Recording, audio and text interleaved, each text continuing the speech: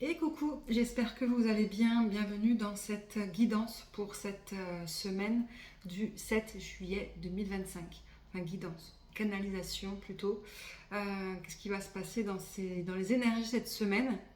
On commence cette semaine avec un portail énergétique du 7 juillet qui va nous pousser à aller nous interroger.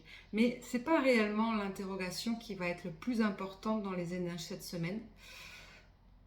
C'est comme si on allait passer par un trou noir. C'est un peu comme ça que je l'ai vu. Un vide sidéral, en fait, qui va amener un énorme changement. Il y a un changement qui est en train de se passer dans chacune de nos vies.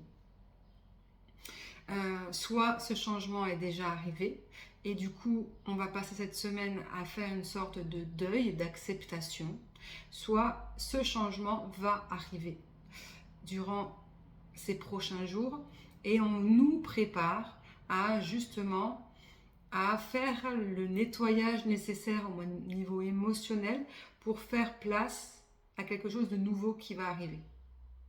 Pour ceux qui ont déjà vécu un changement radical fin de semaine dernière ou ce week-end, fin de semaine dernière, on est sur mercredi, jeudi. Ce week-end, on est plus sur hier. On va dire qu'entre les deux, c'était relativement calme et apaisé. Ceux qui ne l'ont pas encore vécu, ça arrivera là dans fin de semaine également. Quelque chose qui est en train de se préparer. C'est quoi ce changement qui est en train d'arriver? C'est soit des ruptures,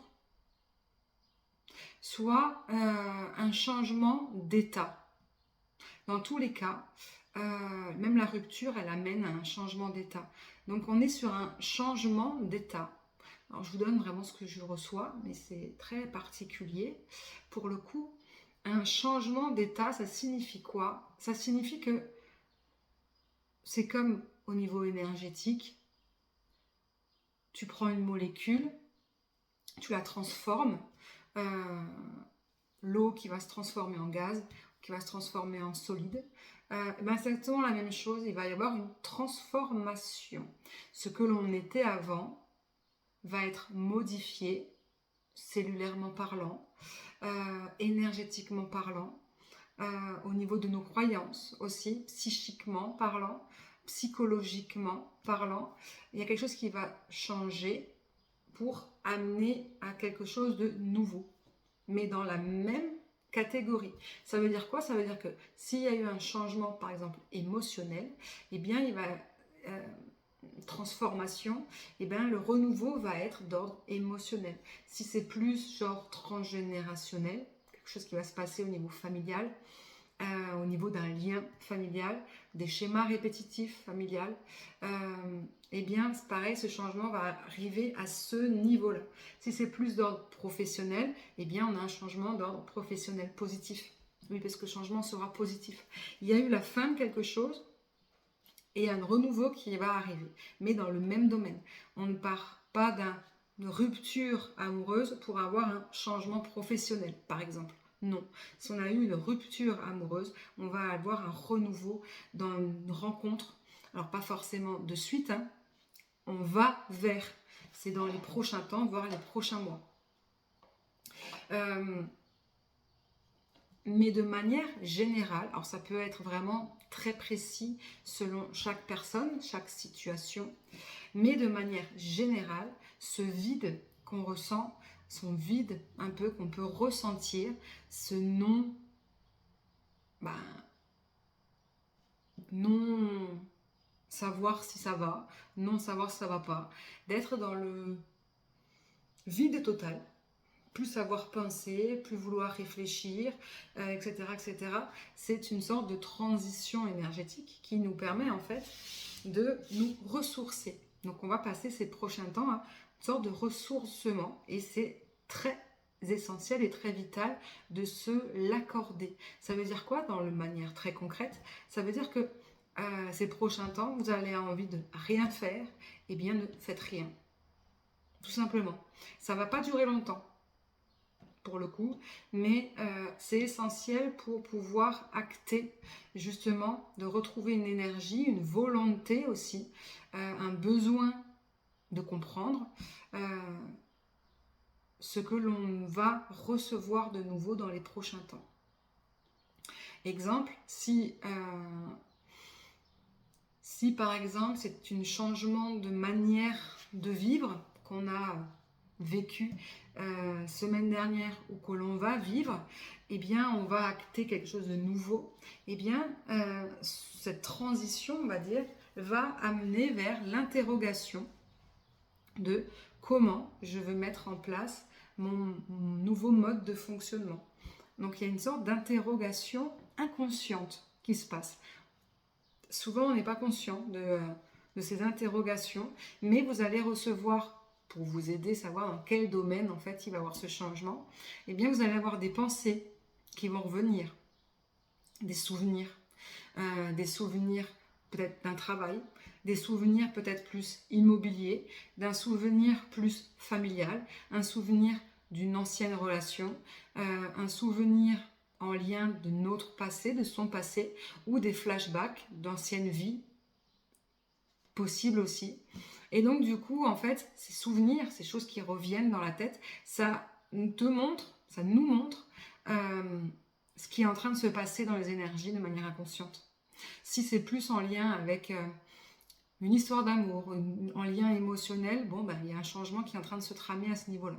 Si c'est plus au niveau professionnel, de se remettre en question par rapport à « Ah, mais c'était bien quand même les responsabilités que j'avais », quelque chose qu'on n'est plus dedans, ou qu'on a décidé de quitter à un moment donné, où on a fait le pas de changer peut-être cette rupture qu'on a mis en place par rapport, je sais pas moi, une responsabilité qu'on nous a demandé, un poste de boulot, un contrat de travail.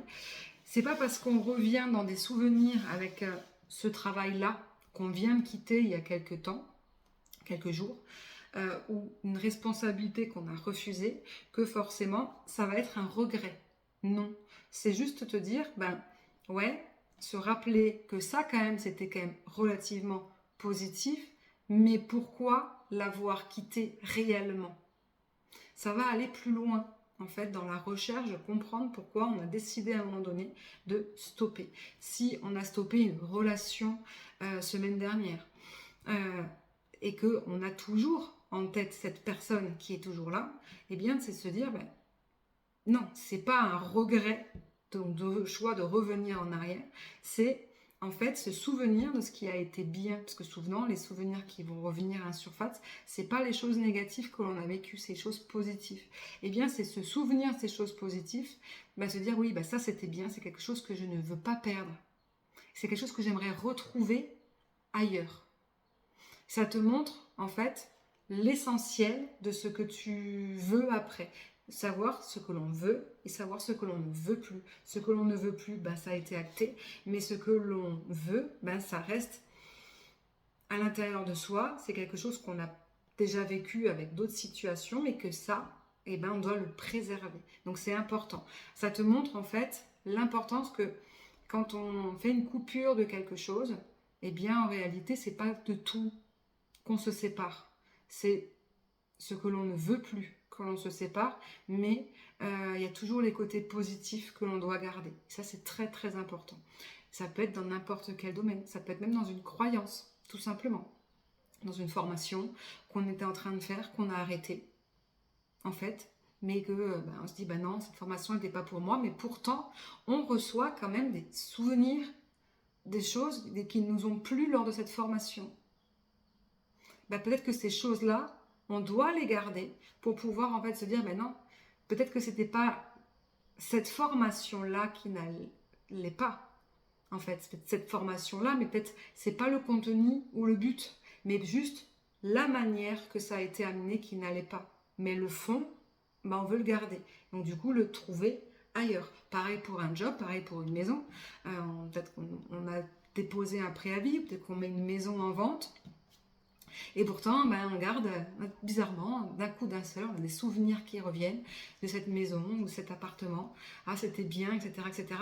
Oui, le fond de cette maison dans les énergies, c'est ce que je veux retrouver ailleurs, mais la forme, comme c'était peut-être l'emplacement, trop loin du travail, etc., n'était pas bon. Ça va aider en fait, ces souvenirs qui remontent, ça aide à comprendre en réalité ce dont on a besoin. Parce que souvent quand on rompt quelque chose ou qu'on arrête quelque chose, eh bien, on se sent vide, d'où cette impression. Ou soit, eh bien, on peut se dire, on peut regretter de faire le mauvais choix. Non. Si à un moment donné, on l'a décidé, c'est que c'était OK et que ça devait l'être. Mais on n'a pas forcément compris pourquoi. Et là, ça permet de comprendre réellement pourquoi on a acté quelque chose, une fin de quelque chose. Parce que comprendre pourquoi on arrête quelque chose, eh bien, c'est très important afin de pouvoir comprendre et savoir ce que l'on va vouloir après. Tout simplement. Voilà ce qui va se passer cette semaine. Acter une fin pour un renouveau dans un domaine particulier, comprendre pourquoi et ne pas regretter. Je vous embrasse et je vous souhaite une belle semaine.